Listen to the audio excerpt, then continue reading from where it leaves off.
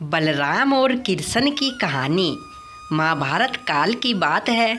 एक बार कृष्ण और बलराम किसी जंगल से गुजर रहे थे। चलते चलते काफ़ी समय बीत गया और सूरज भी लगभग डूबने लगा था। अंधेरे में आगे बढ़ना संभव नहीं था, इसलिए कृष्ण बोले, बलराम, हम ऐसा करते हैं कि सुबह होने तक इसी स्थान पर ठहर जाते हैं। भोर होते ही हम अपने गंतव्य की ओर बढ़ चलेंगे। बलराम बोले, पर इस घने जंगल में हमें खतरा हो सकता है। यहाँ सोना उचित नहीं होगा, हमें जागकर ही रात बितानी होगी।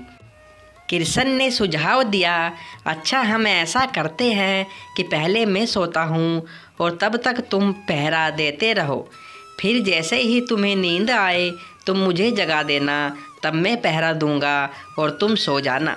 बलराम तैयार हो गए और कुछ ही पलों में कृष्ण गहरी नींद में चले गए और तभी बलराम को एक भयानक आकृति अपनी ओर आती दिखी। वह कोई राक्षस था। राक्षस उन्हें देखते ही जोर से चीखा और बलराम पूरी तरह डर गए। इस घटना का बलराम पर विचित्र असर हुआ।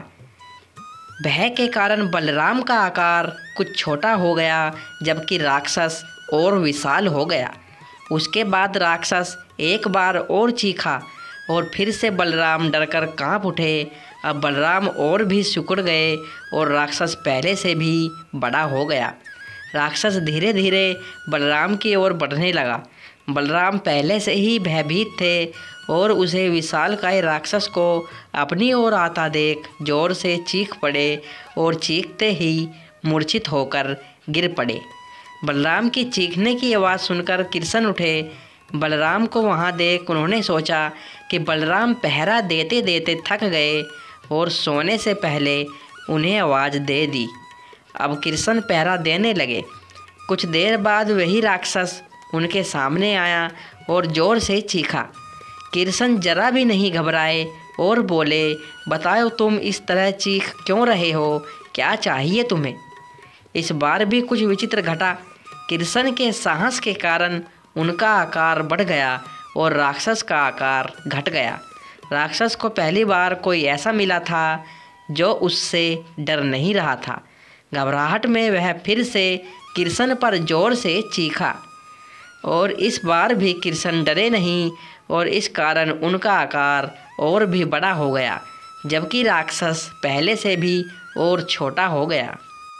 एक आखिरी प्रयास में राक्षस पूरी ताकत से चीखा, पर कृष्ण मुस्कुरा उठे और फिर से बोले, बताओ तो क्या चाहिए तुम्हें? फिर क्या था, राक्षस सिकुड़कर बिल्कुल छोटा हो गया और कृष्ण ने उसे अपनी हथेली में लेकर धोती से बांध लिया। कुछ ही देर में सुबह हो गई। कृष्ण ने बलराम को उठाया और आगे बढ़ने को कहा। वे धीरे धीरे आगे बढ़ने लगे। तभी बलराम ने उत्तेजित होते हुए कहा, पता है कल रात क्या हुआ था? एक भयानक राक्षस हमें मारने आया था। रुको रुको, बलराम को बीच में ही टोकते हुए कृष्ण ने अपनी धोती में बंधा राक्षस निकाला और बलराम को दिखाते हुए बोले, कहीं तुम इसकी बात तो नहीं कर रहे हो? हाँ, ये वही है, पर कल जब मैंने इसे देखा था तो ये बहुत बड़ा था। ये इतना छोटा कैसे हो गया?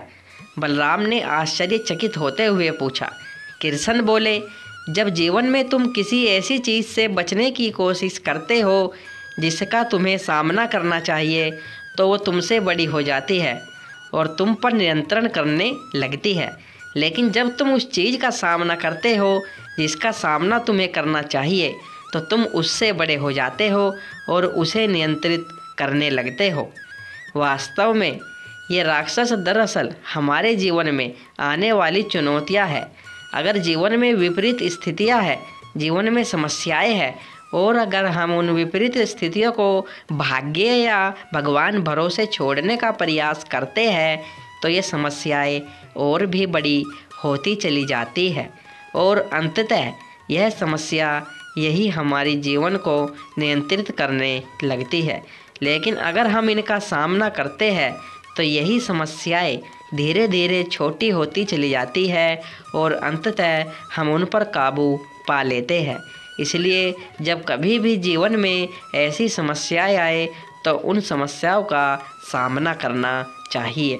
उन समस्याओं से भागिए मत, उनका सामना करिए। अगर आप उन समस्याओं से बचने की कोशिश करेंगे, उन समस्याओं को भाग्य के भरोसे टालने का प्रयत्न करोगे तो देखते ही देखते समस्या इतनी बड़ी और विकराल हो जाएगी कि आप उनमें उलझकर जीवन पर अपना नियंत्रण खो बैठोगे।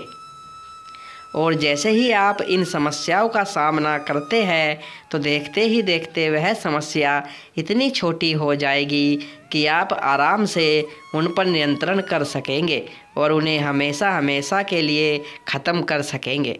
दोस्तों, वीडियो अच्छी लगी हो तो वीडियो लाइक और चैनल को सब्सक्राइब ज़रूर करें। नमस्कार दोस्तों।